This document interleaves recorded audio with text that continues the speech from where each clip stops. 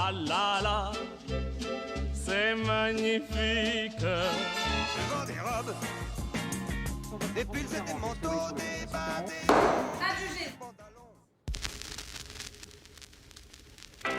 Le vinyle qu'on disait tendance est redevenu une réalité, voire une addiction. Allons nous en rendre compte chez un disquaire de Compiègne.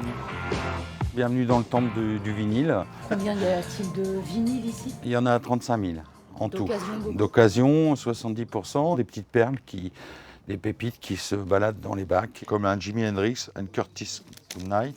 Et après, vous avez ça, les Rolling Stones Back and Blue, où là, effectivement, on est dans les, vous voyez, 22 €, pas très cher, et les clients ont des originaux. Le disque le plus vendu. Ça sera toujours le numéro 1, c'est Michael Jackson.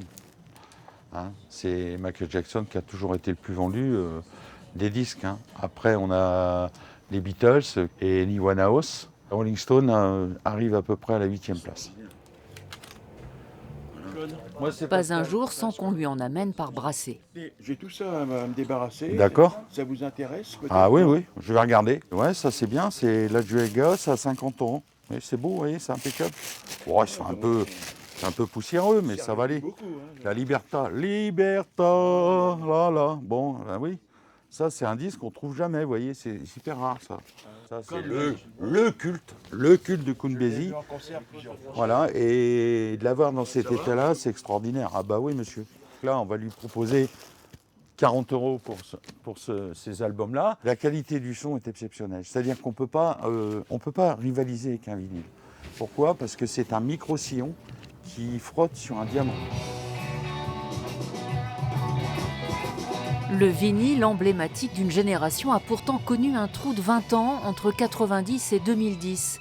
Puis les salons sont réapparus. Nous avions rencontré son plus ardent défenseur. C'est bien parce que vous pouvez venir avec 5 €, vous allez trouver 47 tours de Johnny Hallyday que vous n'aviez pas, mais vous pouvez venir avec 1000 €, il y a certains Velvet mono. Avant de retourner dans leur pochette, les disques d'occasion se refont une beauté et sont tout simplement lavés. On peut laver des vinyles. Ah oui. Je vais vous montrer. Donc là, vous avez un disque qu'on a acheté ce matin. Vous voyez, il est donc très sale. Vous voyez là les marques. On ne peut pas le lire. Ça ferait trop de craquements, etc. Donc on vient l'insérer dans une machine. Cette machine-là, elle est électrifiée et en même temps, elle tourne. Donc on va la faire tourner. L'eau va monter et les patins vont venir le laver, le disque. Je vais remettre un petit coup de produit dessus pour être sûr qu'il soit impeccable. Ensuite, je vais retirer la pochette intérieure parce que la pochette qui est à l'intérieur, elle sent, si vous voyez. Elle sent, donc ça sent pas bon. Je vais nettoyer la pochette et là on a un disque quasi neuf. Par an, j'en lave plus de 100 000.